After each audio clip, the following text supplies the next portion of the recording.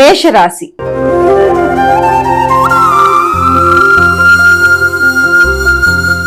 అమ్మ, మేషరాశి వారికి ఎలా ఉంది ఈరోజు?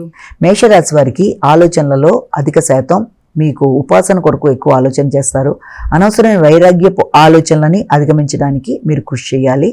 ముఖ్యంగా సంతాన వర్గం యొక్క అభివృద్ధి కొరకు కావచ్చు, అంతేకాకుండా మీ వ్యక్తిగత విషయాల కొరకు కావచ్చు, తీవ్రంగా ఆలోచనలు అధికం చేయడం బట్టి కూడా కొన్నిసార్లు మానసిక ప్రశాంతత అనేది తగ్గడం, హృదయాందోళన పెరగడం మొదలైన వాటికి అవకాశం ఉంది.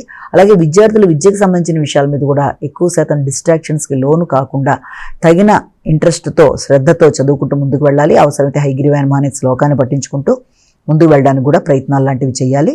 ముఖ్యంగా మానసిక వైరాగ్యాన్ని అధిగమించే విధంగా అందరూ కృషి చేయాలి. వృషభ రాశి.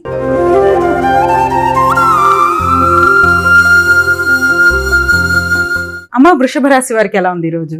ఈ వృషభ రాశి వారికి కుటుంబ వాతావరణం, గృహ సౌఖ్యం కొంత చికాకును కలిగించే అవకాశం ఉంది. మానసిక ప్రశాంతత తక్కువగా ఉంటుంది. గృహ సౌకర్యాలు కొంతవరకు లోపించిన విధంగా భావించవచ్చు. వాహనాలకు సంబంధించిన విషయంలో కూడా కొంత ఆకస్మికమైన ఆటంకాలు, ముఖ్యమైన పనులలో వాయిదాలు పడే పరిస్థితులు లాంటివి మొదలైన వాటి వల్ల కూడా వాహనానికి సంబంధించిన విషయాలు, గృహ వాతావరణానికి సంబంధించిన విషయాలు, విద్యా సంబంధించిన విషయాల్లో కొన్ని ఆటంకాలు చికాకును కలిగించే విధంగా ఉండడం, తద్వారా ఘర్షణాత్మకమైన వాతావరణం ఉండడం అనేది అవకాశం ఉంది. కనుక వీలైనంత వరకు వాహనాలు నడిపేవారు వాహనాల మీద శ్రద్ధ తీసుకుంటూ ముందుకు వెళ్ళాలి. గృహ వాహన విషయాలతో పాటుగా ఆకస్మికమైన ఖర్చుల విషయంలో కూడా తగిన జాగ్రత్తలతో, అనవసరమైన విమర్శలకు తగిన దూరంగా ఉంటూ ముందుకు వెళ్తే అన్ని విధాలు అనుకూలంగా ఉంటుంది. విద్యార్థులు కూడా విద్య మీద దృష్టి సారించాలి.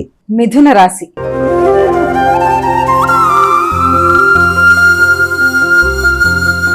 అమ్మ, మిథున రాశి వారికి ఎలా ఉంది ఈరోజు? మిథున రాశికి వ్యక్తుల యొక్క సహకారం కొరకు మీరు ప్రయత్నం చేయకుండా వచ్చిన అవకాశాలను సద్వినియోగపరచుకోవడంలో మీ అంతటి మీరు కృషి చేస్తూ ముందుకు వెళ్ళడానికి ఎక్కువ శాతం మీరు ప్రయత్నాలు చేస్తారు.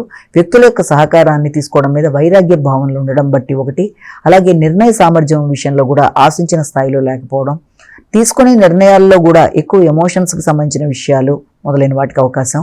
అంతేకాకుండా ఇష్టపడిన వ్యక్తులతో అభిప్రాయ భేదాలు రాకుండా తగిన జాగ్రత్తలతో ముందుకు వెళ్ళాలి.